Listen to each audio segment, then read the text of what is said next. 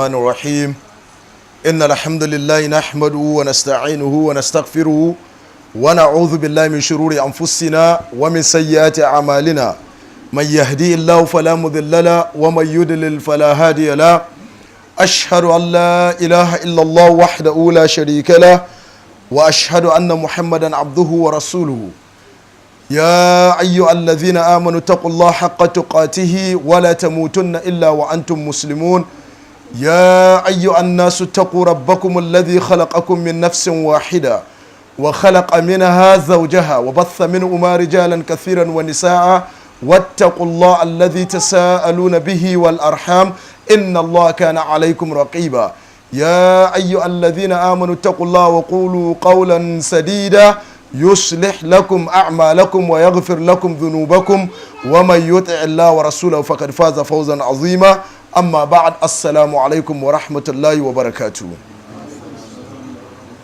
All praise belongs to Allah subhanahu wa ta'ala who has given us yet another opportunity to gather in one of his houses under the auspices of Kabusa Garden Estate Masjid Committee. Today being the 14th day in the month of Rabiul Thani, 1440 after the historic hijrah of Prophet Muhammad sallallahu alaihi wasallam from Mecca to Medina, which is equivalent to the 22nd day in the month of December 2018, the Christian era. We are gathered here this evening to talk about seeking for knowledge and the importance of knowledge. Ahmiyatul ilm. Alaysa kadhalik ya Sheikh. I can see my friend here, Doctor. May Allah subhanahu wa ta'ala bless you. Well, I start, inshallah, by extending the gratitude to Allah subhanahu wa ta'ala, then to the Mosque committee, especially my friend, my brother, Engineer Tola, who has, I think, persistently now for almost a year now, he has been asking me to fix an appointment to come to this masjid. And Allah subhanahu wa ta'ala has made it a possibility today. We ask Allah subhanahu wa ta'ala to bless our gathering. As we've heard, we're going to talk about knowledge, al-ilm. The importance of knowledge cannot be overemphasized in Islam. We're all gathered here because of knowledge. We are all in this masjid because of knowledge. We are all, whatever we do, needs some sort of knowledge to back it up with. Otherwise, we will fail woefully. So there is nothing that is worth achieving without having some sort of knowledge behind it. Hence, Allah subhanahu wa ta'ala, the Prophet sallallahu alayhi wa sallam, Allah said to the Prophet sallallahu alayhi wa sallam, now, Allah said to the Prophet sallallahu alayhi wa sallam in the end part of Surah to Yusuf, Quran chapter 12, قُلْ say ya Rasulullah, khitaban linabihi. Allah is, commanding this Prophet, قُلْ هَذِهِ سَبِيلِي أَدْعُو إِلَى اللَّهِ عَلَى بَصِيرَةٍ. Say, this is my path. I call unto Allah subhanahu wa ta'ala ala basiratin, upon an informed perspective with knowledge. We all know it's not something that is hidden from us, that the first revelation is about knowledge. Iqra, read. Without reading, how can you gain knowledge? Without learning, the one that teaches you has read somewhere. So knowledge, Islam is all about knowledge. Without knowledge, you can't even know who Allah subhanahu wa ta'ala is. Hence, this takes us to the definition of what knowledge is. We ask ourselves, we're talking about knowledge, but what is knowledge from Islamic perspective? Al-ilm. Al-ilm. In Kitab al-Ta'rifat of Jurjani, he said, Al-ilm huwa idraku shay ala haqiqatihi idrakan jaziman. That is, that knowledge is a familiarity. You are familiar with something. An awareness, understanding idraku shay, understanding that you have about something or someone in the true sense of the word. A true understanding. And if we understand this, then we know that Knowledge is not just something that one thinks of, or you imagine, or you assume. It's something that is factual. It's something that is based on understanding, familiarity with basis that you can lay your hands on. Hence, Allah subhanahu wa ta'ala has placed importance in this thing called knowledge. If you don't have knowledge, you wouldn't know Allah subhanahu wa ta'ala. Allah said, وَمَا خَلَقْتُ الْجِنَّ وَالْإِنسَ إِلَّا لِيَعْبُدُونَ. Quran chapter 51, 56, verse 56. I've not created mankind and jinn except that they should worship me. But the question is, how can you worship Allah without having knowledge? How can you worship Allah subhanahu wa ta'ala without having knowledge of who Allah subhanahu wa ta'ala is?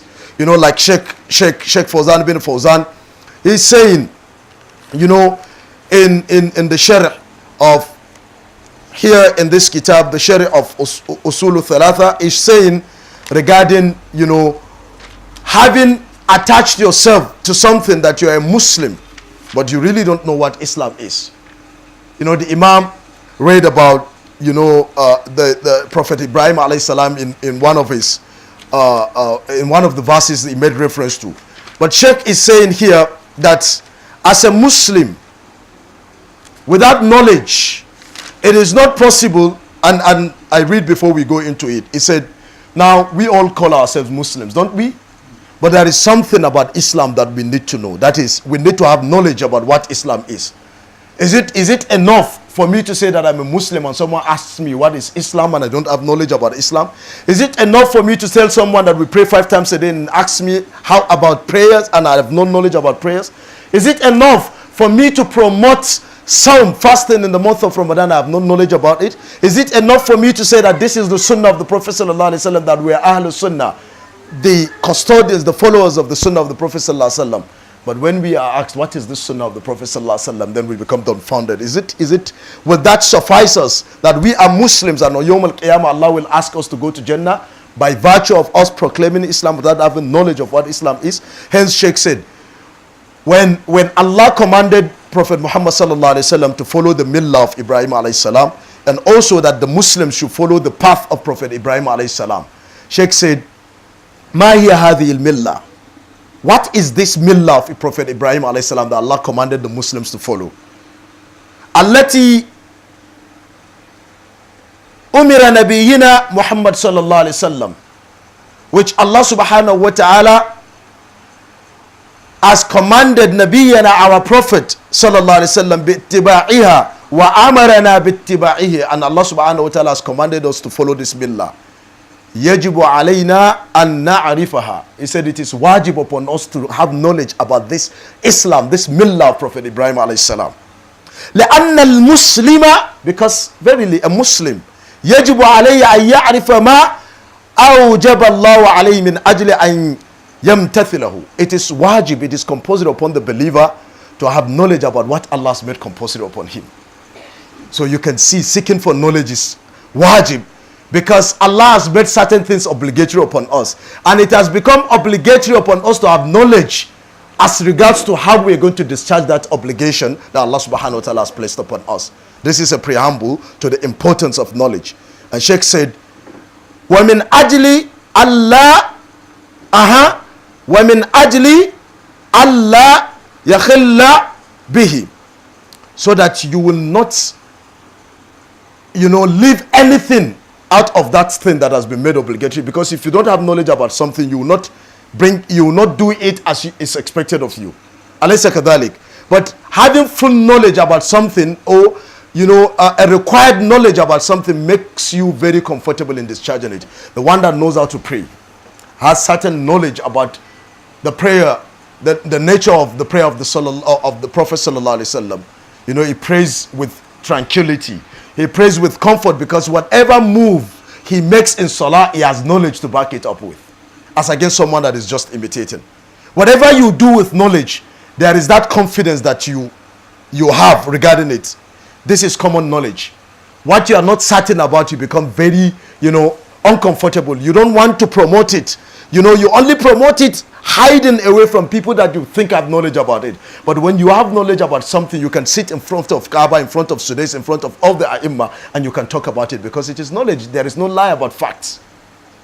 So knowledge gives us confidence to even pray to Allah subhanahu wa ta'ala with the needed concentration that is required of us. So Sheikh said, La yakfi al-intisab biduni ma'rifa. Nasaba, you say, I'm a Muslim. But it is not enough. It will not suffice you that you call yourself a Muslim biduni ma'rifa, without having knowledge about what Islam is, without, understanding. You are not familiar with the Sharia, and you are not familiar with the Sunnah of the Prophet sallallahu alaihi wasallam, and you say you are a Muslim. La yakfik. It will not suffice you. Sheikh said, La yakfi an yantasiba lil-Islam wa la ya'rifu ma hiya nawaqid al-Islam. You don't know what will make you to go out of Islam. So if you don't have knowledge about it, maybe long ago you have left the fold of Islam without knowing, because you don't have the knowledge regarding that. So it is very important that we have knowledge regarding the things that Allah subhanahu wa ta'ala has made obligatory upon us. Having said that, Imam Ahmed rahimahullah, he said, the people are more in need of knowledge than food and drink. You are more in need of knowledge than you are in need of food and drink. You want to argue that? You want to contest that? Okay. Because food and drink are needed 2 or 3 times a day. 3 square meal. You can spend 5 hours without eating. You can spend 7 hours without eating. You can eat in the morning and not eat till in the evening, and you still survive. But when it comes to knowledge, knowledge is needed at all times.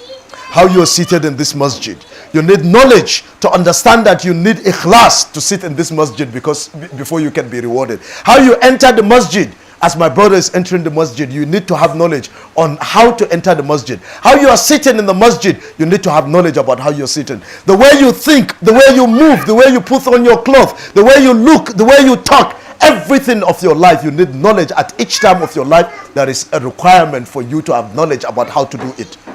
So knowledge is needed at all times. You can see the importance of having knowledge. The way I'm talking, I need to have knowledge regarding what I'm saying. You that is listening, you need to have certain knowledge regarding the etiquettes of seeking for knowledge, regarding the etiquettes of sitting in the majlis of seeking for knowledge. Everything of life, you need to have knowledge at each time. There is never a time that one is independent of knowledge. You ask yourself, what does Allah expect from me at this moment in my life? When you step out of the masjid, what is expected of you? How to put on your clothes, your shoes, whatever you do in life, you need knowledge. Hence, Imam Ahmed bin Hanbal, rahimahullah, he said, you are more in need of knowledge than you are in need of food and drink. Because without knowledge, you can survive. Without knowledge, you can survive. Now, again,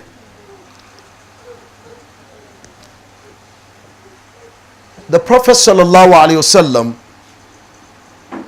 he said, Allah said to the Prophet sallallahu alaihi wasallam, because of the importance of knowledge and you never have enough of it, he said, "Qul Rabbi zidni ilman."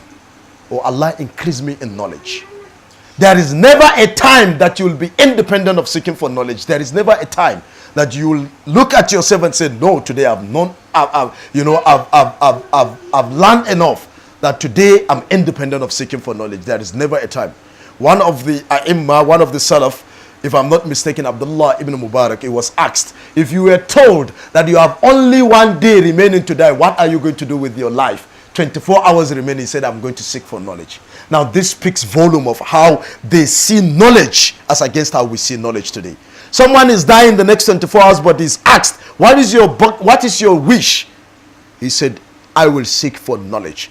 Knowing fully well that he's going to die in the next 24 hours, but he will seek for knowledge, because knowledge is something that if you test the beauty, the sweetness of seeking for knowledge, you'll never have enough of it. Because the more you learn, the more you are exposed to how much you don't know. Knowledge is the only thing that the more you learn, the less you realize, the more you realize how little you know. That is knowledge. Perhaps Allah knows the wisdom behind making it like that, because of the importance of knowledge. If someone was to be, satisfied with knowledge, then knowledge wouldn't have been called knowledge. But by virtue of the nature of knowledge, it becomes something that you seek for it and you never get tired of it. Because each time you pick something, it's like Quran. Highest level of knowledge. All knowledge comes out from the Quran. But the more you read the Quran, the more you realize that you keep asking yourself, have I read this place before? Why am I just understanding this now? Year in, year out, you keep reciting the Quran, you keep coming across new knowledge. Like Abdullah ibn Abbas, he said, when he stands up at night to do tadabbur fi ayatul Quran, and when Allah opens up a window for him to understand something of the Quran, he said he wish every other person understands this the way he understands. That is the type of enthusiasm they have in teaching others about the knowledge that Allah subhanahu wa ta'ala has granted them with. Now, there is one important hadith from Muawiyah bin Abi Sufyan from the Prophet sallallahu alaihi wasallam. What did the Prophet sallallahu alaihi wasallam say? The Prophet sallallahu alaihi wasallam, and this hadith is in Sahih al-Bukhari and Muslim. The Prophet sallallahu alaihi wasallam, and one of the shuyukh, he said they were seated with Sheikh bin Baz, and he made reference to this hadith of the Prophet sallallahu alaihi wasallam, the hadith in Sahih al-Bukhari and Muslim regarding knowledge. The Prophet sallallahu alaihi wasallam, he said, "Man yuridillahu bihi khayran yufakkihu fid din." Wherever Allah subhanahu wa ta'ala desires good for, Allah wants good for you, then Allah gives you understanding of the religion. But our shuyukh, they derive meanings from a lot of things. Mafhumul mukhalafa.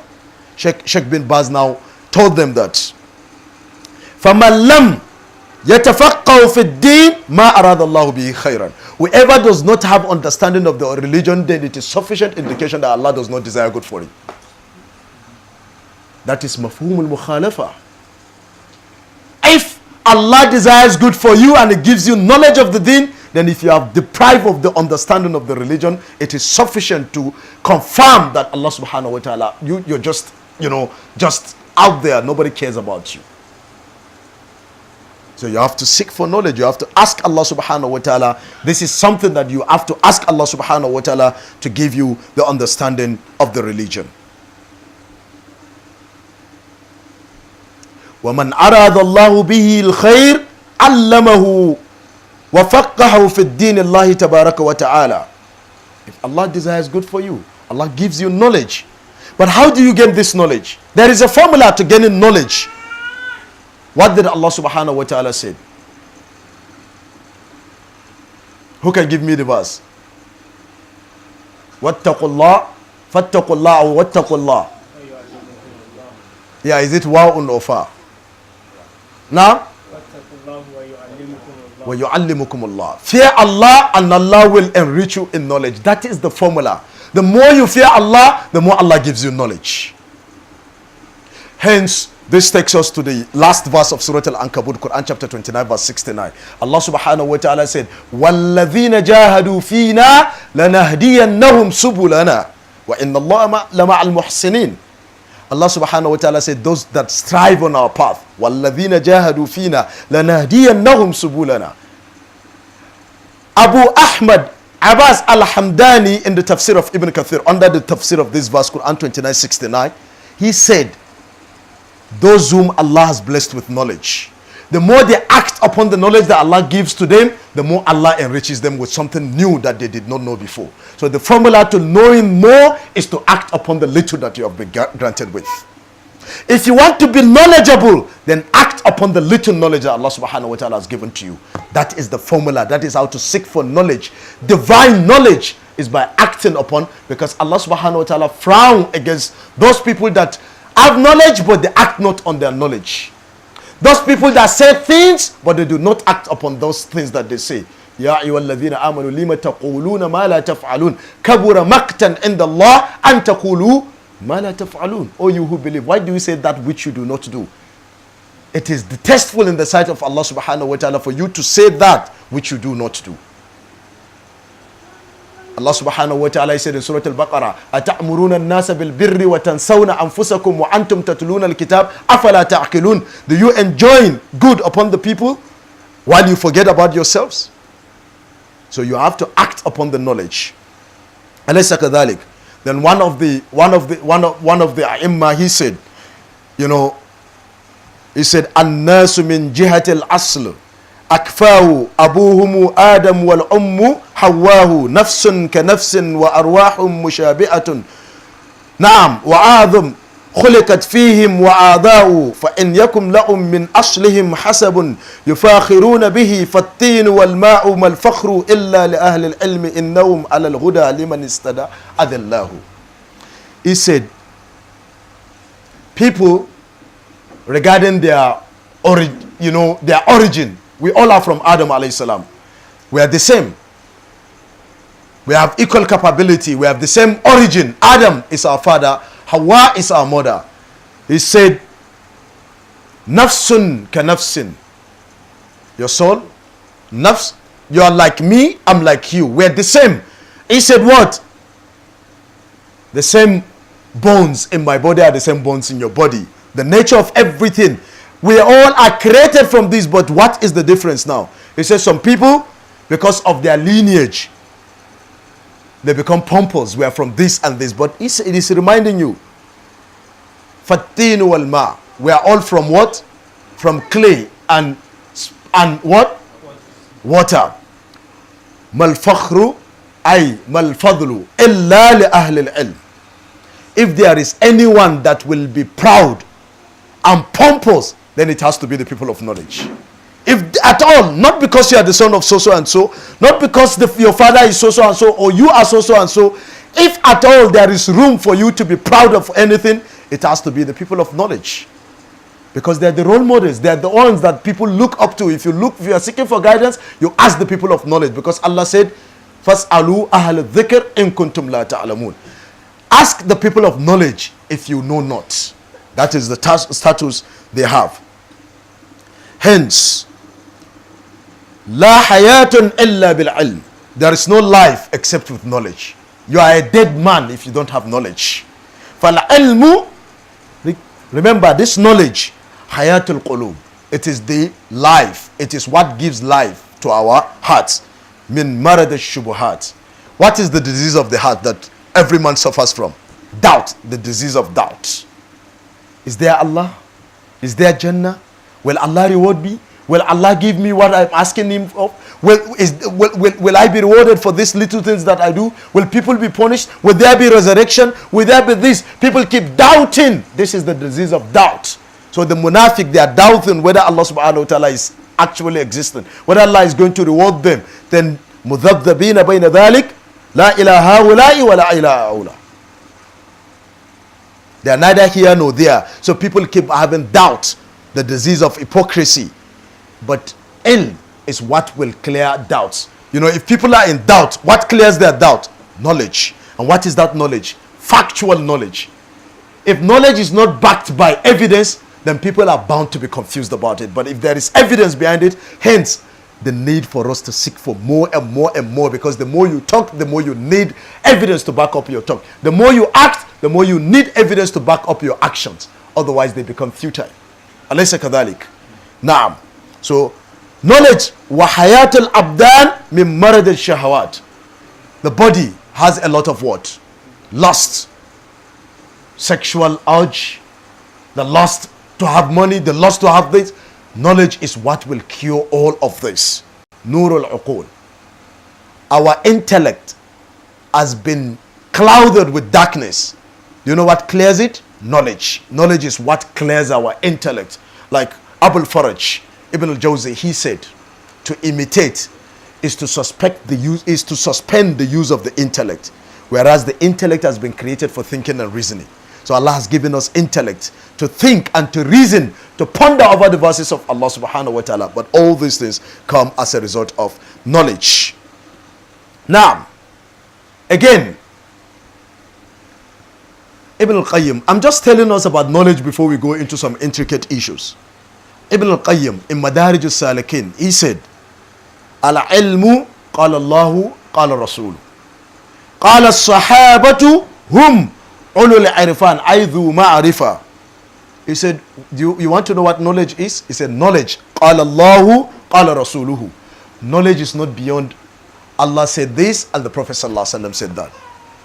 قال الصحابة. قال الصحابة. And the statement of the companions of the Prophet ﷺ. Why? Hum ulul irfan. Because the companions of the Prophet ﷺ, they are the people of understanding. Dhu ma'rifa. They have knowledge, they have understanding. So they are qualified to be referenced. أليس كذلك؟ نعم. There are certain etiquettes that we need to observe when seeking for knowledge. But again, the first thing that Allah subhanahu wa ta'ala revealed of the Quran were the noble ayat of Iqra bismi rabbika alladhi khalaq. We're going to talk about the etiquettes of seeking for knowledge, how to seek for knowledge, and what type of knowledge will you seek for. And we're going to talk about, what is expected of the student of knowledge. And we're going to talk about what the burden of having knowledge, because the knowledge will either be for or against you once you have it. But it becomes something that is very delicate. Once you have knowledge, you are sitting on an edge. You act on it, you survive. You refuse to act on it, you are doomed. Knowledge is the only thing that comes with that. Now, Ibn Kathir said the first thing that Allah subhanahu wa ta'ala revealed of the glorious Quran were the noble verses of Iqra. They are the first mercy, because Quran is a mercy. وَنُنَزِّلُ مِنَ الْقُرْآنِ مَا هُوَ شِفَاءٌ مَا هُوَ وَرَحْمَةٌ. The first mercy that Allah subhanahu wa ta'ala bestowed upon his servants, and the first bounty that Allah subhanahu wa ta'ala favored them with, is Iqra, to seek for knowledge.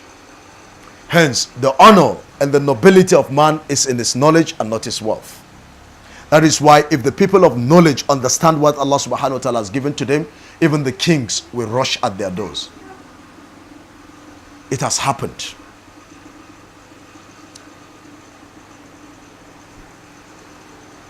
Ilm in religion.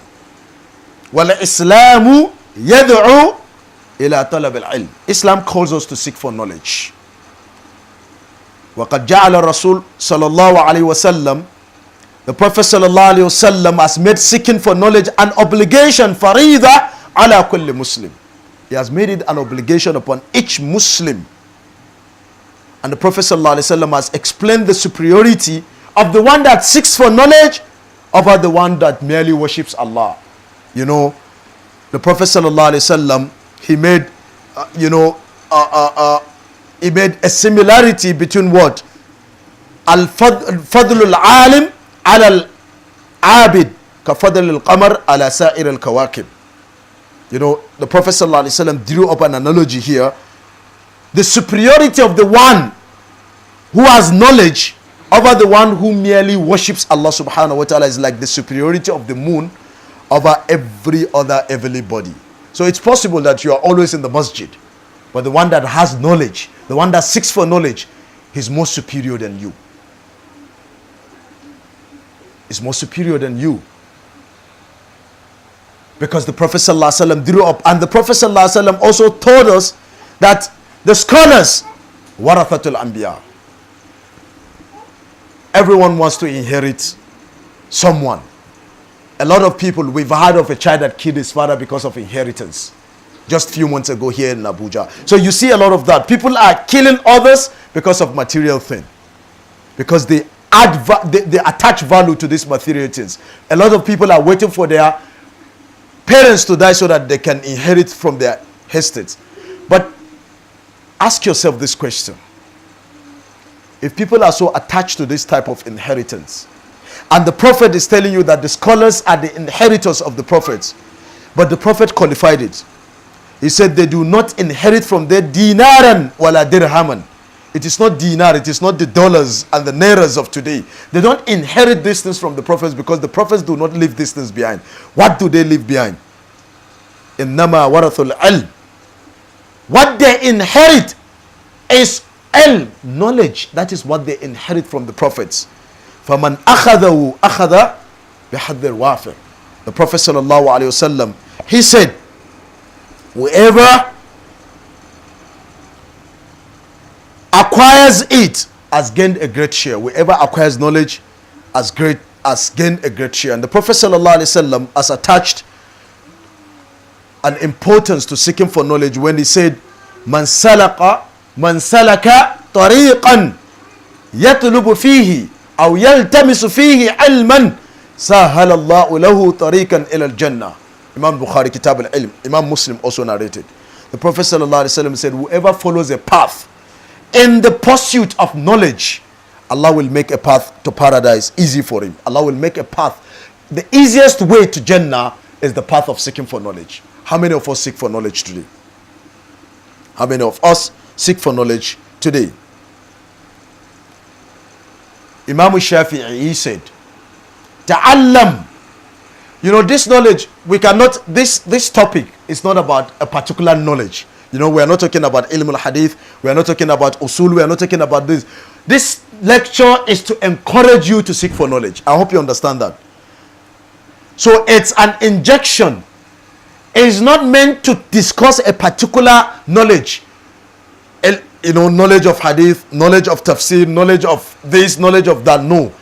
This is to tell you the importance of seeking for knowledge. Then it is left for you to decide which knowledge you will perfect. Is it ilm al-hadith? Is it fiqh? Is it this? Is it that? But it is here to encourage you that you cannot be sleeping and you cannot be wasting your time in this world.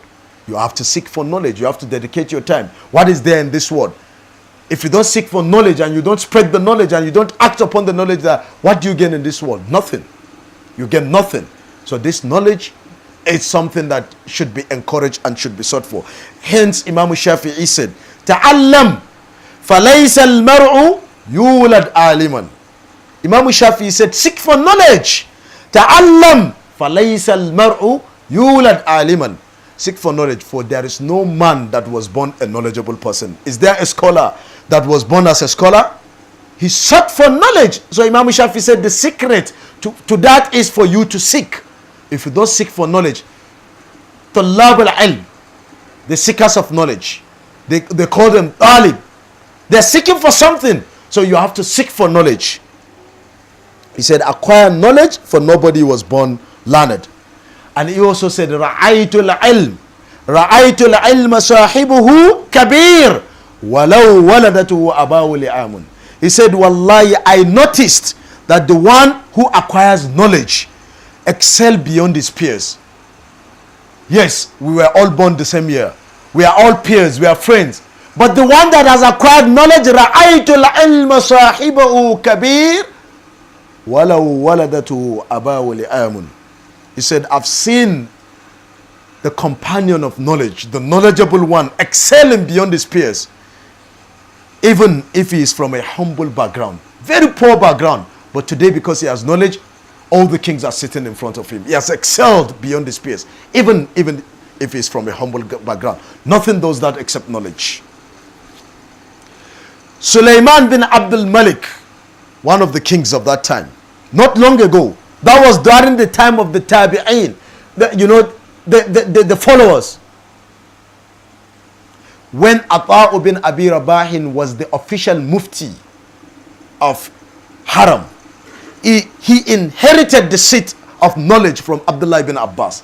Imagine a slave, a freed slave from Abyssinia, Ata'u bin Abi Rabah, a black man. I'm not saying it as a denigration, but I'm telling you that a slave that was emancipated because of knowledge, he inherited the official seat of Abdullah ibn Abbas. He became the Grand Mufti of Haram after the demise of Abdullah ibn Abbas. Why? Because of knowledge. Nobody was looking at him as an Ethiopian man. Nobody was looking at him as a freed slave. Nobody was looking at him as someone that is not an Arab. Nobody was looking at. He was honored because of his knowledge. And the king of that time, read Suwar min Hayat al-Tabi'in of Dr. Abdurrahman Rafat al-Basha. He said the king of that time, they went to perform Umrah or Hajj. And when they were circumambulating, the children of the king, they said, who is that man that people are rushing towards? An ordinary man, everyone is flocking towards him, and the king is abandoned. He said, that is knowledge. he said to his son, Ya bunayya ta'allamul ilm. You know, the son was, we are the king. We are from the royalty. Why are people not flocking towards us? Why are people rushing towards that ordinary man? He said, yo, my son, calm down. Ta'allamul ilm. Fabila ilm yashraful wadir. Seek for knowledge, because by the virtue of knowledge, the downtrodden becomes the honorable.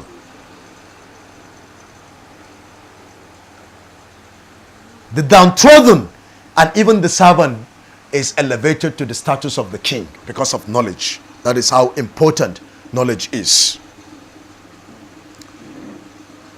Now, an important thing is the etiquette of seeking for knowledge. Adabu talibul ilm. The etiquettes, we are all seekers of knowledge. But what are these etiquettes that we need to exhibit before we can benefit from knowledge? Awalan, the first thing that is required of me and you, if really we are seeking for knowledge, as sabru, we have to be patient. We have to be very, very patient. Without patience, nothing is worth achieving. Even in jihad, Allah subhanahu wa ta'ala asked the believers to bear patiently. The Prophet sallallahu alaihi wasallam was asked by Allah subhanahu wa ta'ala to imitate a certain group of prophets. Ulul azmi min al-rusul. But what did Allah subhanahu wa ta'ala say? Fasbir kama sabara ulul azmi min al-rusul. Of all things that Allah will ask the Prophet sallallahu alaihi wasallam to imitate others from was what? The issue of sabr. So with sabr, everything is worth achieving. You can't seek for knowledge without having patience. You can't seek for knowledge because it requires time. You have to deny yourself sleep, and your teachers, your tutors have to dictate to you. And seeking for knowledge. So how do we expect ourselves to be knowledgeable? We cannot be knowledgeable without patience. Quickly. The second thing, thaniyan, ikhlas al-amal. Purity of intention in action. It is not all about seeking for knowledge. But when you are acting, you have to be sincere. Allah subhanahu wa ta'ala said in Surah Al-Bayyinah, Quran chapter 98 verse 5, وَمَا أُمِرُوا إِلَّا لِيَعْبُدُوا اللَّهَ مُخْلِصِينَ لَهُ الدِّينَ. Allah subhanahu wa ta'ala said, and they have not been commanded except that they should worship Allah subhanahu wa ta'ala, purifying the religion, ikhlas, mukhlisina lahu-ddin. The religion is for Allah alone. You don't do it for show off. You have to have that sincerity of purpose. Your intention must be sincere before you can benefit from knowledge. Man talaba al-ilma liyujari bihi al-ulama aw liyumari bihi as-sufaha أو يصرف به وجوه الناس إليه أدخله الله النار.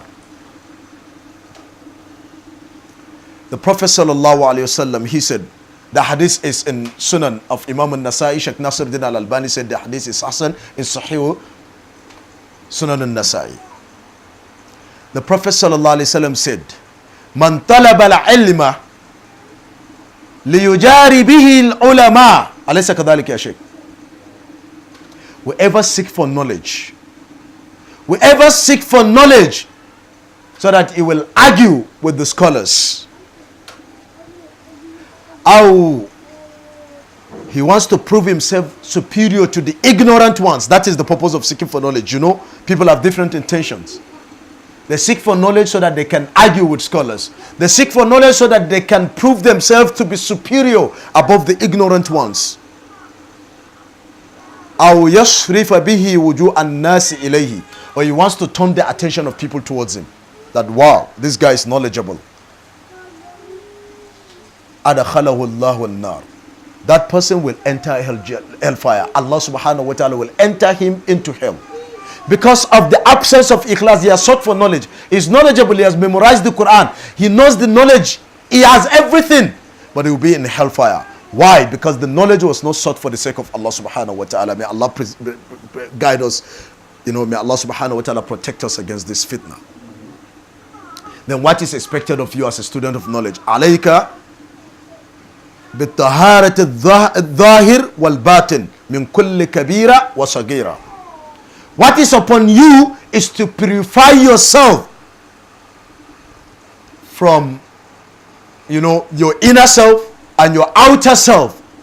You have to purify yourself against what? Min kulli kabira wa sagira. From every major and minor sin. Just purify yourself. Athalitha, the third thing, al-amalu bil-ilm. Al-amalu bil-ilm. What is knowledge without acting upon it? وَالنَّاظِمْ يَقُولُ وَعَالِمٌ بِعِلْمِهِ لَمْ يَعْمَلْنَا مُعَذَّبٌ مِّن قَبْلِ عُبَّادِ الْوَثَنِ. A knowledgeable person. What did we say is the third thing? Acting upon the knowledge. That is the etiquette of seeking for knowledge. One of the poets, he said, وَعَالِمٌ بِعِلْمِهِ, the knowledgeable one, the scholar with his knowledge, لَمْ يَعْمَلْنَا, that he acted not upon. You've gotten the knowledge. You have sought for the knowledge. Allah has given you the knowledge, but you did not act upon the knowledge. مُعَذَّبٌ مِّن قَبْلِ عُبَّادِ الْوَثَنِ. That scholar that has not acted upon his knowledge, مُعَذَّبٌ قَبْلَ عُبَّادِ الْوَثَنِ. He will be punished before the idolaters, before the worshippers of idols, because it's worse. He will be punished before even Ubad al-Wathan, because he has knowledge that he has not acted upon. The Prophet sallallahu alaihi wasallam in the hadith, the hadith is in, Sunan of Imam al-Tirmizi. It is authentic. The Prophet sallallahu alaihi wasallam, he said, Inna min awwal man tusa'ara bihim an-nar yawm al-qiyamah alimun lam ya'mal bi'ilmihi. The first of the people, among the first people that will be thrown headlong into Jahannam or Yawm al-Qiyamah, is a scholar that did not act upon his knowledge. A scholar that acted not upon his knowledge will be amongst the first people that will be thrown into hellfire.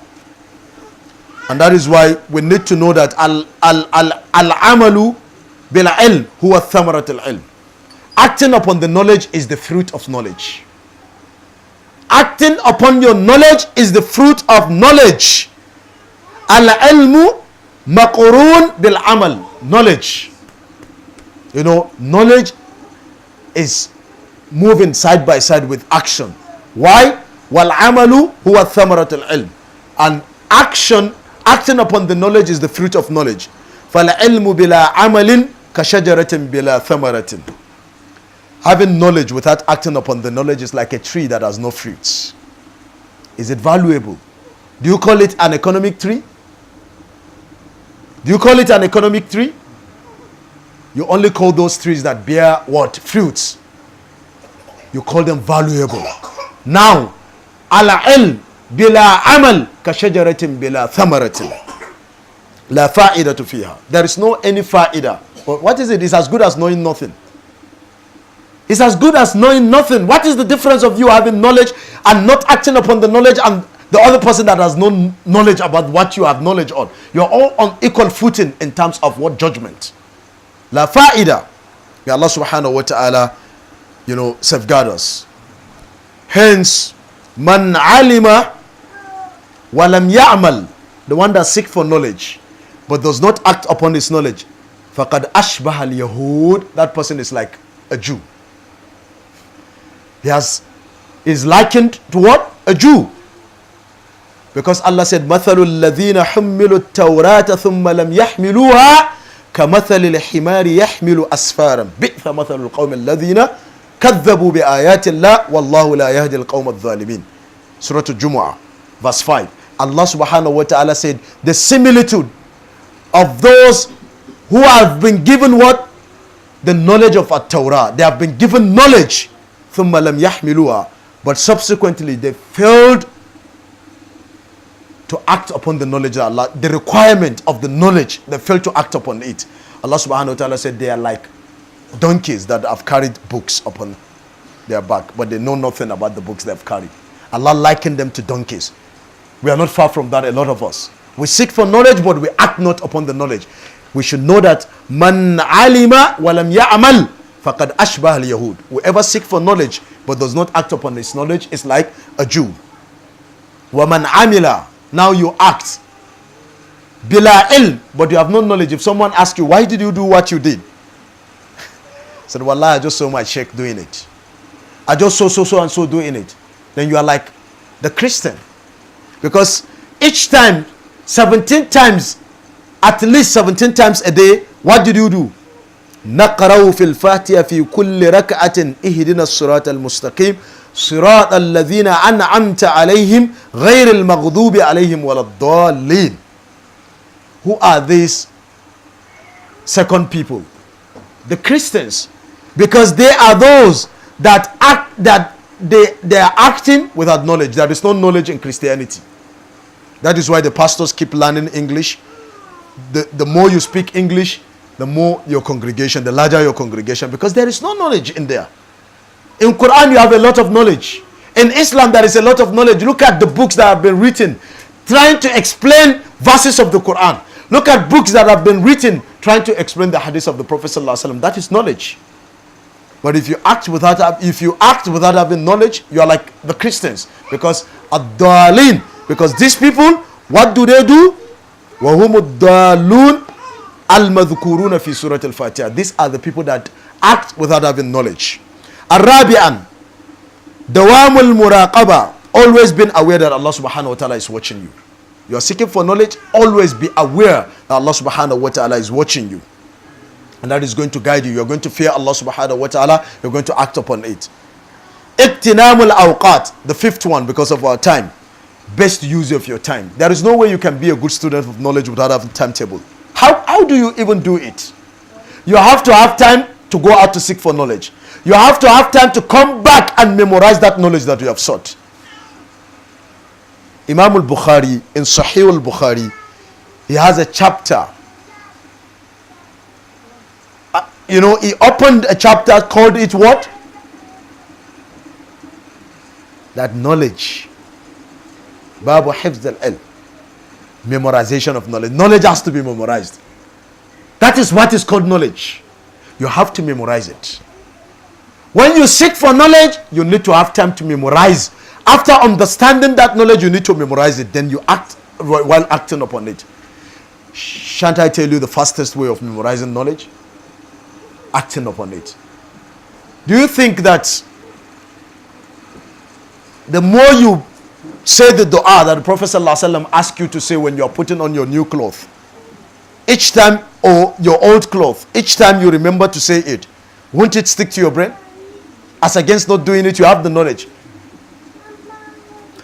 Because we live in Abuja and hardly you get to attend funeral prayer except you make a deal with what? National Mosque. So it becomes difficult for people to recite the dua that you recite when you are doing Salatul Janazah. Not that you don't know it, you have been taught.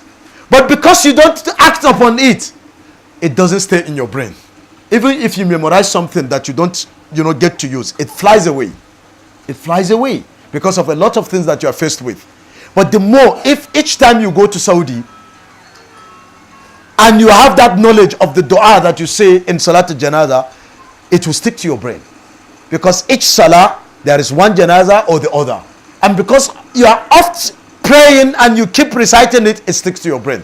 So the fastest way to memorizing knowledge is by acting upon that knowledge. So knowledge has to be memorized. Do you know why? Sometimes your books are not by your side. Sometimes your answer falls down. I was going for my hadith session and I used my laptop. And just before I entered the masjid, it fell and it cracked and the screen went off. So should I call off the class when people are in the masjid?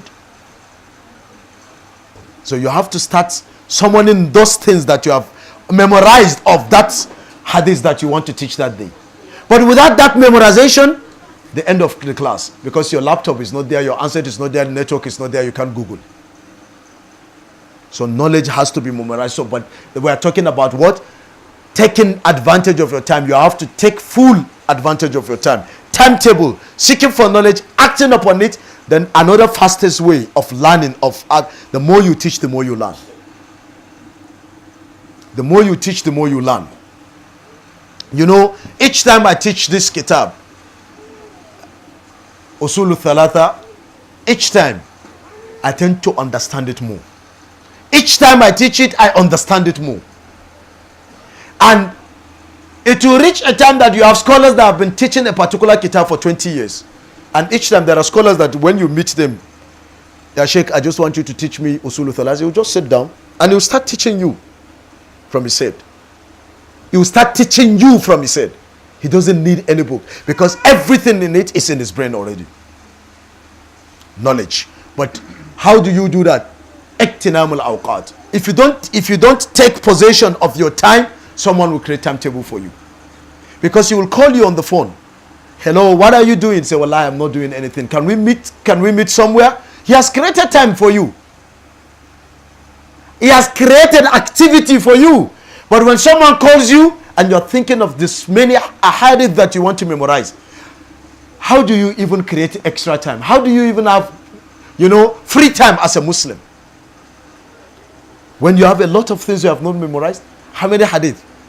If you claim to have memorized Sahih Bukhari, Muslim, then there are so many other kitab that you have not memorized them.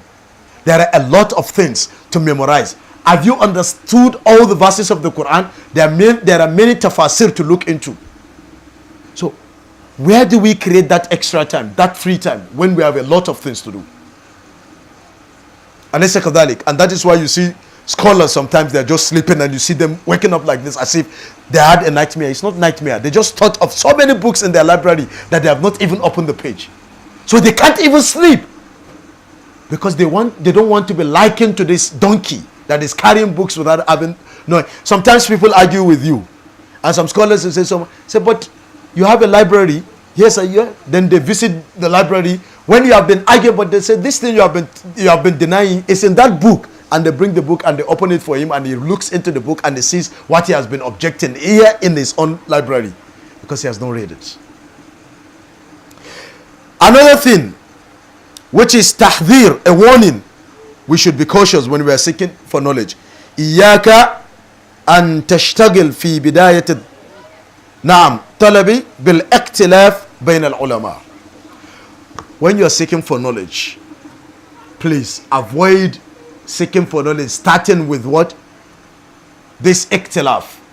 Issues that have not been settled. Go for issues that scholars have had ijma on, consensus on.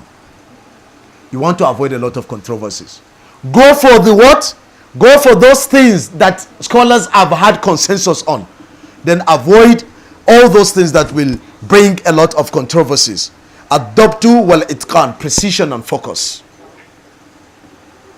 Memorize after verification. Go to your scholars. Verify from them. But you need to have this focus, precision. Because people will now see you as a light. When they are in darkness, they call you. What is the solution to this thing? Some people, they are just waiting for you to tell them, this is what Quran says, this is what the Hadith says, this is what the scholars have said. But you are in the shopping mall and they call you. And they are waiting for that fatwa at that time. Because it's a matter of Jannah and Jahannam. But now you are not close by to your kitab. Or you traveled and you say, please wait for me till next 1 week when I'm back in town. How does that even fit in? So you have to have that precision. You have to have focus. Alaysa kadhalik. Then, studying books. Studying books is another thing. But start with qutayyib. Small books. Don't go into big books to sound as a big scholar. No. Start with the little books. Sheikh Uthaymin said, whoever has been denied al-usul will be denied al-wusul. You will not reach your destination if you don't have the fundamentals. There is no way you will learn about the religion by skipping the fundamentals of the religion. And these fundamentals are the key things. Your salah, there are fundamental things you need to learn about salah. Your recitation of the Quran, there are fundamental things you need to learn about. And all other fields, the hadith and all every other thing, you need to learn the basics. And these basics are out there. Ma'alumun min ad-din bid-darurat. Each one of us needs to understand these basics, this fundamentals of the religion for us to be successful. Ikhtiyar sahib. Not only that, you have to choose your friends. Knowledge. You can't seek for knowledge by sitting with people that are not at the same wavelength with you. You have to seek for knowledge. You have to choose your friends. Those that Whenever you look at them, you feel as if you have not done anything. When you are sleeping, he's there, opening Sahih Bukhari, memorizing the hadith in Bukhari, and you are sleeping. Seek for friendship with people that will encourage you to learn more and more and more. You know, sometimes when you sit in the midst of your, even your contemporaries that are more learned than you are, you just feel like, what have I been doing with my life? And you feel bad, and you feel dejected, because you'll be asking, what is happening in my life? Where did this person got all these things from? And we have the same 24 hours. Sit with people that will encourage you. Then the last one is what? At-ta'addub ma sheikh. Good manners towards the sheikh. Good manners towards your scholars.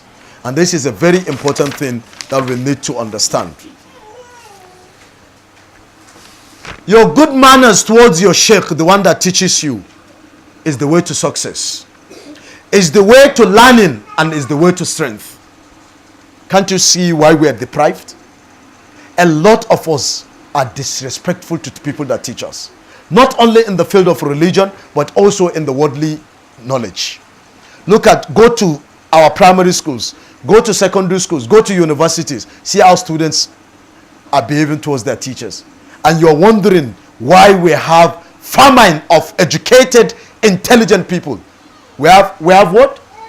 We have educated ignorance. We need people that are actually educated and are intelligent. But today you have a lot of people that have information without knowledge. Why? Because there is no good manner towards the one that teaches them. A lot of people, you teach someone for 30 hours, but that person turns back and say you are rude. Someone said that to me. You teach someone for 30 hours and that person turns because the person calls you. For example, this is one of the, and you wonder why people have been seeking for knowledge for years and you can't see. What did you do? The person calls you.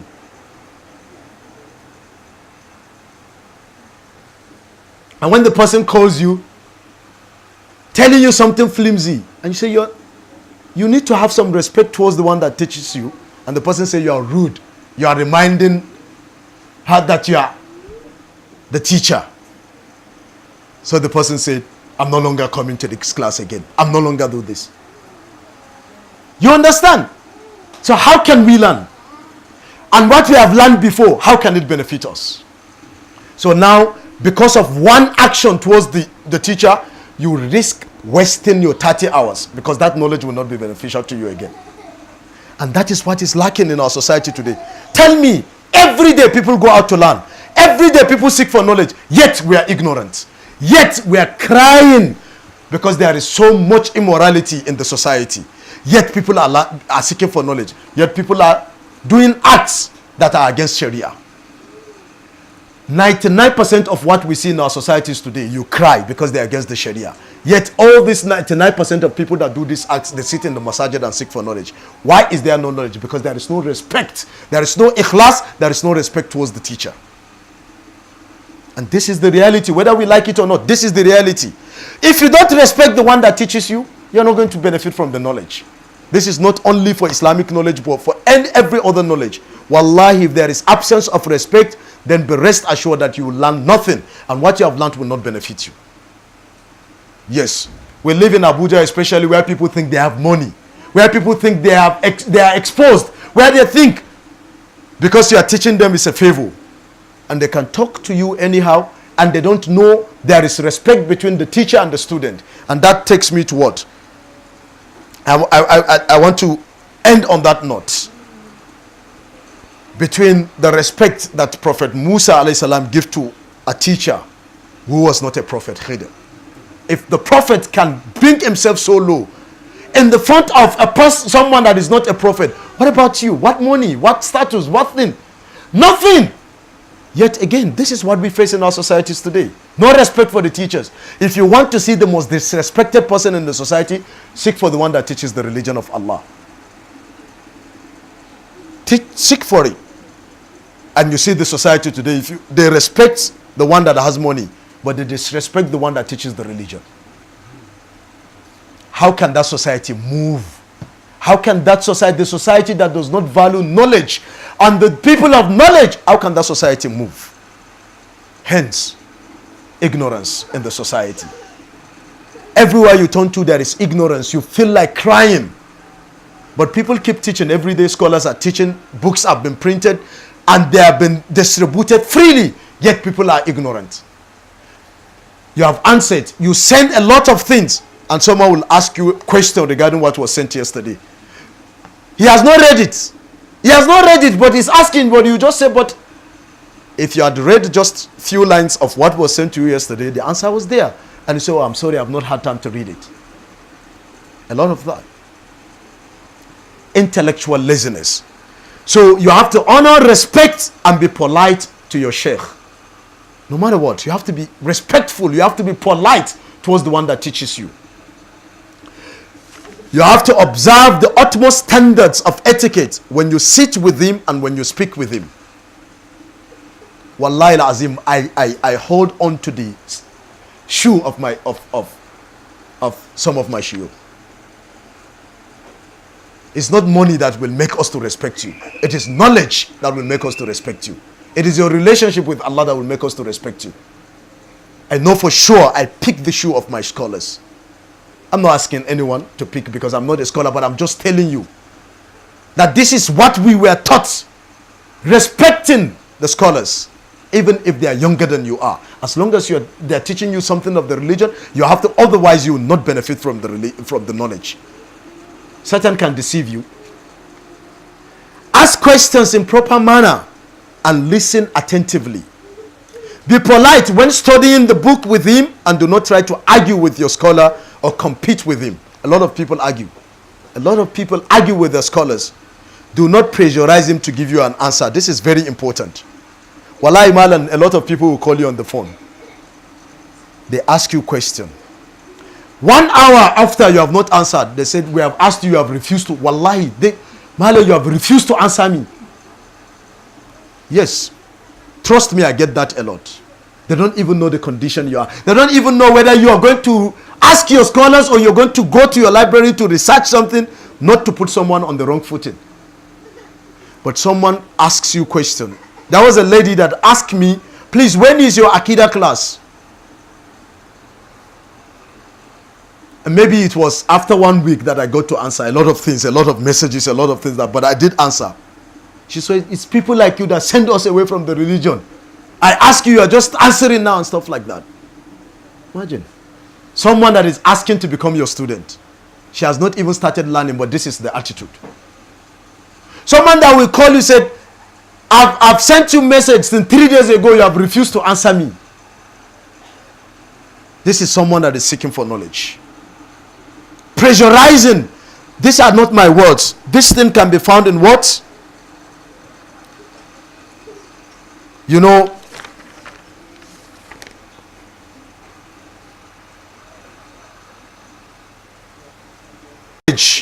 but the kitab is, I've forgotten, but that you do not pressurize your scholar when you ask him questions. Give him time. There is respect. You know, sometimes when we ask our scholars questions, sometimes it takes 1 week before they answer, but we feel the burden to even call to remind, because we see that as being disrespectful. You don't know the condition that is in. I hope you understand.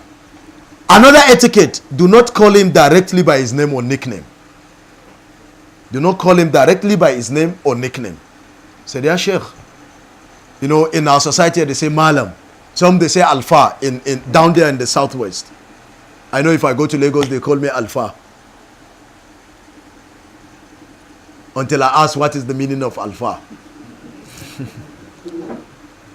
But I'm telling you, but some students, you know, it's very funny, but you know, we get all of these things.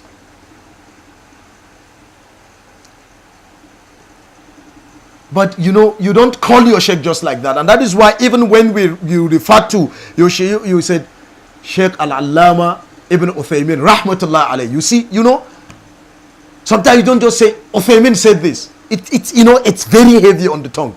You just say Uthaymin said this. Say Sheikh Uthaymin said this. You know, out of the respect you have for the scholarship that they give. So if you think that the sheikh has made a mistake, do not let that make him lose respect in your eyes, because that will deprive you of his knowledge. who is there, who is entirely free from error. This can be found in Hilyatul Talib al-Ilm of Sheikh Bakr Abu Zayd. Hilyatul Talib al-Ilm. So a lot of people, they put the shuyukh in the pedestal of what? Infallibility. So the moment they make a mistake, I'm not coming to his gathering again. I'm not listening to his lectures again. I'm not learning from him again. It is you that is losing. He already has the knowledge. But Satan has tricked you into becoming more ignorant. Alaysa kadhalik. Now, I'm ending on this note. Brothers and sisters in Islam. Musa alayhi salam was a prophet of Allah subhanahu wa ta'ala. In Sahih al-Bukhari, Inna Musa qama khatiban fi bani Israel fasu'ila ayyun nas a'lam. Musa alayhi salam was delivering sermon to the children of Israel. This hadith, Imam al-Baghawi brought it under the tafsir of Surah Al-Kahf, in the tafsir of Baghawi. Also, Ibn Kathir, I think. Musa alayhi salam, he stood up, delivering sermon to the children of Israel. فَسُئِلَ أَيُّ النَّاسِ أَعْلَمُ. Musa was asked, who is the most knowledgeable of people? Musa alayhi salam said, Ana, I'm the most knowledgeable. Hadith Bukhari, tafsir of Imam al-Baghawi. Ayyun nas a'lam. Who is the most knowledgeable of people? Musa said, Ana, I'm the most knowledgeable. Do you know what? Rightfully so. He was the prophet of Allah. Nobody was more knowledgeable than him. But because of that statement, Allah subhanahu wa ta'ala tested him. He was rightfully so. He was the most knowledgeable. But Allah tested him because of that. فَعَتَبَ اللَّهُ عَلَيْهِ إِذْ لَمْ يَرُدَّ الْعِلْمَ إِلَيْهِ فَأَوْحَى اللَّهُ إِلَيْهِ أَنَّ لِي عَبْدًا بِمَجْمَعِ الْبَحْرَيْنِ. Then Allah subhanahu wa ta'ala now revealed to Musa alayhi salam that I have a servant, a slave of mine, that is sitting at the junction of the two rivers. Majma' al-Bahrain. Huwa a'lamu mink, is more knowledgeable than you are. You say you are the most knowledgeable. Allah said, I have a slave. He's not even a prophet, but he's more knowledgeable than you are. Then Ibn Kathir in his tafsir, he said,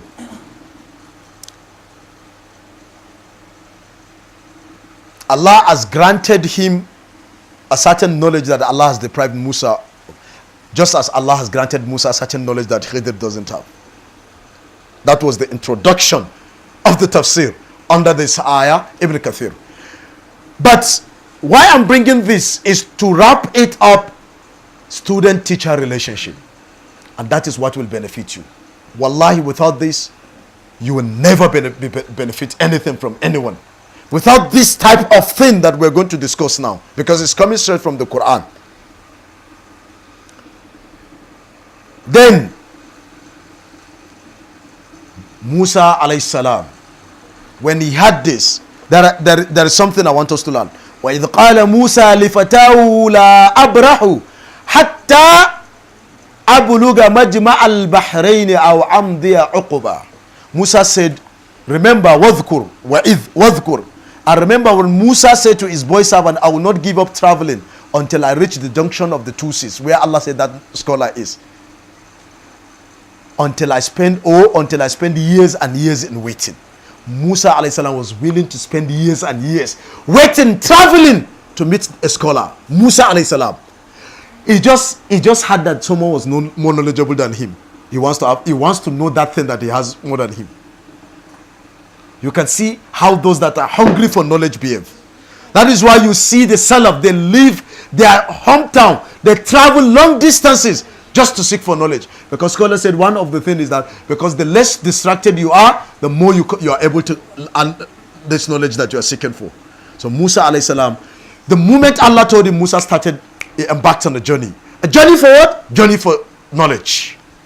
Journey for knowledge. Not holiday, not to enjoying the scenic view, but to seek for knowledge, divine knowledge. Because someone has more knowledge than he has. He wants to have that knowledge too. This is what? Being thirsty for knowledge. Today we think we know it more, so we know it also. We are not even thirsty for knowledge. We feel too big to sit in front of scholars. That is what is happening today. But Musa alayhi salam humbled himself. He wanted to sit in front of this slave of Allah subhanahu wa ta'ala that was not a prophet. Then, to fast track the events, Musa alayhi salam, when he met Khidr, Musa said, قال له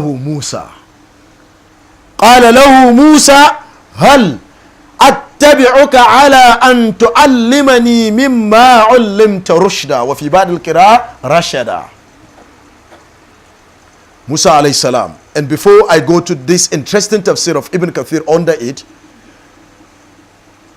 Musa alayhi salam, he said to Khidr, he said to Khidr, قال له موسى هل أتبعك أي جئتك, I become your companion so that I will learn something that Allah subhanahu wa ta'ala has given to you of knowledge. But now the most interesting thing here is what Ibn Kathir said. Ibn Kathir, he said, this man that is a learned person, Khidr, which Allah subhanahu wa ta'ala has given him a knowledge, specific knowledge which Musa does not have, just as Allah subhanahu wa ta'ala has given Musa a specific knowledge which Khidr does not have. Musa alayhi salam said to him, قال له موسى هل أتبعك. Listen to this Arabic. هل حرف الاستفهام ko is seeking, is asking. هل سؤال هل أتبعك. Ibn Kathir said سؤال بالتلطف لا على وجه الإلزام والإجبار وهكذا ينبغي أن يكون سؤال المتعلم من العالم. Look at this rich knowledge that Ibn Kathir has given us here. Ibn Kathir said, listen to the grammatical construction of the word of Musa alayhi salam when he was talking to this scholar. A prophet of Allah talking to Khidr alayhi salam. Musa said, Hal. Musa didn't, alayhi salam didn't feel as if he was the prophet of Allah, so he can talk to him with authority. He humbled himself before a scholar. He said, Hal attabi'uka. Ibn Kathir, he said, Su'alun bitalattuf. This is a question phrased in gentle terms. In gentle terms. Bitalattuf, in gentle terms. With no sense of force or coercion. He's not forcing him. Some people ask you, Malam miye kaza, miye hukunci abu kaza. They are forcing you to answer. They are asking you authoritatively, as if they are coercing you, as if they are giving you orders. But you see, in the Arab world, you see the students say, Ya Sheikh, indi su'al. They will not even ask the question directly. Ya Sheikh, indi su'al, I have a question. Until the Sheikh said, ask your question. They don't go straight to asking the question. They will say, Ya Sheikh, I have a question. That is student of knowledge. That is someone that is seeking for knowledge. That is someone that will benefit from his knowledge. Just like Musa alayhi salam did. Hal attabi'uka. This is a question that has been phrased in gentle terms with no sense of force or coercion. And Ibn Kathir went ahead, he said, وَهَكَذَا يَنْبَغِي أَنْ يَكُونَ سُؤَالُ الْمُتَعَلِّمِ مِنَ الْعَالِمِ. This is the manner in which the seeker of knowledge should address the scholar. But listen to what the scholar said. Now it is for the student to seek. It is for the scholar to dictate. So you don't tell your scholar, and the only time that I will be available will be 9 o'clock. Can we? No. It is at the times and the conditions of the scholar, even if you are the king, wallahi. The scholar can only understand with you that you have a lot of activities. As the king or as the president, he knows during the hours of the day you'll be. So he will ask you when you are free. But even at that, go and seek for the knowledge. Come to him and seek for the knowledge. Don't, because that is what is happening. That, when you pay the scholars to come to your house to teach your children, they disrespect the scholars. That is when the scholar comes and they look at him and they start frowning. Malan Yazu. But what if they are the one going to the Malan? They don't have any cause to do that to him. They can only do that against themselves, frowning that they don't want to go, but not to the Malam. I hope you understand. But what did Khidr say? He said, قال إنك لن تستطيع معي صبرا. Verily you will not be able to have patience with me. You will not be able to have patience with me. I'm the teacher, and I'll do a lot of things that will go beyond what you understand, and you will not be able to be patient with me. Look at the teacher. He's giving his terms and conditions. Shart. So it is for the teacher, wallahi, whoever, even if it is the president that is seeking for knowledge from a scholar, it is for the scholar to dictate to him how he wants the affair to be run, not the president dictating, unless you don't know the value of knowledge. Because you are not doing it for yourself. It is what knowledge dictates. It is not you. Because whoever has that opportunity or is placed in that position, that is what the knowledge dictates. That the scholar lays out the rules because he's the one given. Just like Khidr is laying out rules to Musa alayhi salam, a prophet of Allah. Before you start thinking that we're trying to be arrogant. No. Khidr was laying out rules. He said to Musa alayhi salam, قال إنك لن تستطيع معي صبرا وكيف تصبر على ما لم تحط به خبرا. And how can you have patience about a thing which you have not, which you know not? Because you will do things. A scholar, you know, the scholars of Tafsir, they said those things that Khidr did, like, you know, all the things that Allah subhanahu wa ta'ala told us, and Musa was really agitated, I guess, you know, was because the Prophet of Allah, when he see munkar, he cannot keep quiet. When he sees something wrong, he can. But what Khidr was doing, apparently they seem as if they are munkarat. So he could not keep quiet. He has to, you know, it's a reflex, divine reflex. But again, look at what Khidr said. Khidr said, قال فإن اتبعتني. Musa, again, Musa is saying, قال ستجدني إن شاء الله صابرا ولا عاصي لك أمره. Wallahi, Musa said, if Allah wills you find me patient, I will not disobey you in anything. The student now, the teacher is dictating, the student is submitting. Do we have this today in our societies? Please, let's be sincere to ourselves. Do we respect the people that teach us, even if it is one hadith? Wallahi, Bismillahir Rahmanir Rahim. The one that teaches you that deserves your respect. Bismillahir Rahmanir Rahim. How to pronounce it? The one that teaches you that, wallahi, deserves your respect. But today, do we respect those people that teach us? We don't. And we don't have value for the knowledge we are seeking for. Hence, Musa alayhi salam is still seeking. Look at what the scholar said again, is dictating. قال فإن اتبعتني فلا تسألني عن شيء حتى أحدث لك منه ذكرى. He dictates again to Musa alayhi salam. Again, he said, so then if you follow me, ask me not about anything till I myself mention it to you. Look at the teacher dictating. Don't ask me until I talk. Don't speak until I speak. Say it today to Abuja folks, Abuja rich women, Abuja rich men today. They will think you have been disrespectful to them. But this is Khidr talking to the Prophet of Allah subhanahu wa ta'ala. Don't talk until I ask you, I give you permission. But Musa succumbed because he's the one seeking. Today we are seeking, we can't succumb. We start insulting our teachers. Then we leave. That is why you see they're jumping from this Modulus today to another. Today they are in this Islamia. Tomorrow they are in another Islamia. Then they get confused knowledge. They get confused knowledge. Because they cannot succumb to the dictates of knowledge. Not the scholar now, the dictates of knowledge. They want to have knowledge their own way. They want to learn, but at their own dictates. They want to cross their legs and sip their juice while you teach them. They don't want to succumb to the dictates of knowledge. Hence, they don't have knowledge. So today, I want the malami yachkarin wayo. They leave him. They move to another scholar. Tomorrow, they move to another one. 10 years they have been seeking for knowledge. Nothing to show them. Give them one kutayyib to teach their daughters or their sons at home. Wallahi, they can't teach. Why? Because they have been jumping from one scholar. And why are they jumping from this scholar? No. They have been disrespectful to him. Is this low? Is this small in their size now? So we're looking for another person that we can dictate to. We give him money, so we dictate to him. So they took that one too. He's telling them this is what knowledge dictates. They leave him and anyway, because they think they give the people that teach them money. They have paid for that knowledge so they can dictate.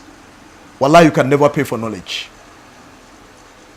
Look at what Musa alayhi salam, at the end of the day, what happened? He told him everything that has ensued, and Musa has gotten that knowledge that he went out seeking for. So I hope this will encourage us to seek for knowledge, to act upon our knowledge, and to know the importance of being respectful towards those that teach, those that we seek knowledge from. Imam Shafi'i, he said, "Ashbir ala murril jafa min muallimin, fa inna rusub al-ilm fi nafaratihi. Wa man lam yadhuk murra at-ta'allum sa'atan, tajarra'a dhalla al-jahl tula hayatihi. Wa man fatahu ta'alimu waqta shababihi, fakabbir alayhi arba'an liwafatihi. Hayatul fata aw wa dhatul fata wallahi bil ilmi wat tuqa idha lam yakuna la i'tibara li dhatihi." Imam Shafi'i, and this is my last word here inshallah. Imam Shafi'i said, "Ishbir ala murril jafa min muallimi." Persevere patiently upon the harsh scholar. The harshness of your scholar, the toughness of your scholar. Be patient. Don't say my scholar is too tough. Don't say it's too rigid. Don't say this when he teaches us. Don't say that. He said persevere patiently on that. فَإِنَّ رُسُوبَ الْعِلْمِ فِي نَفَرَاتِهِ. That knowledge that you are seeking for, the fruit of knowledge, the beauty of knowledge, that knowledge that made you to leave your house to come to him, is kept underneath his toughness. The moment you are afraid of that toughness, or you think it's too harsh on you and you leave, you lose that knowledge. Imam Shafi'i, he said, وَمَنْ لَمْ يَذُقْ مُرَّ التَّعَلُّمِ سَاعَةً. Whoever does not taste the sweetness of seeking for knowledge, the bitter sweetness of seeking for knowledge for 1 hour to sit down, 1 hour, dedicate your 1 hour to seek for knowledge in front of the one that is more learned than you are, تَجَرَّ أَذَلَّ الْجَهْلِ طُولَ حَيَاتِهِ. That person will move around for the rest of his life carrying the burden of ignorance, because he has refused to sit for 1 hour in front of scholar. Imam Shafi'i said, وَمَنْ فَاتَهُ التَّعْلِيمُ وَقْتَ شَبَابِهِ. Whoever has allowed his childhood and his, age, shabab, youthful age, to pass him by without seeking for knowledge. And this is not the discouragement for those that have come of age. You can seek for knowledge whenever, at each age. But Imam, he knows the importance of seeking for knowledge at that early age. Hence, he said, وَمَنْ فَاتَهُ التَّعْلِيمُ وَقْتَ شَبَابِهِ. Whoever has allowed seeking for knowledge to go away from him at his youthful age, فَكَبِّرْ عَلَيْهِ أَرْبَعًا لِوَفَاتِهِ. Say Allahu Akbar 4 times, because that person is a dead man. Imam Shafi'i. Whoever has allowed his youthful age to go by without seeking for knowledge in it, he said, فَكَبِّرْ عَلَيْهِ أَرْبَعًا لِوَفَاتِهِ. Say Allahu Akbar 4 times, because that person is a dead man. He has died already. Then Imam Shafi'i, the last stanza, وَذَاتُ الْفَتَى وَاللَّهِ بِالْعِلْمِ وَالتُّقَى. The essence of a youth, of a young man, is by his knowledge and the fear of Allah. That is what defines him. Any young man that has no knowledge, any young man that does not that does not have the fear of Allah, is a non-existent species. What defines the existence of a young man? Wallahi wa dhatul fata wallahi bil ilmi wat tuqa idha lam yakuna la i'tibara bi dhatihi. He said, if these two things are absent in his life, knowledge and the fear of Allah, there is nothing that you can use to express his existence. Subhanakallahumma bihamdika, ashhadu an la ilaha illa anta, astaghfiruka wa atubu ilayk.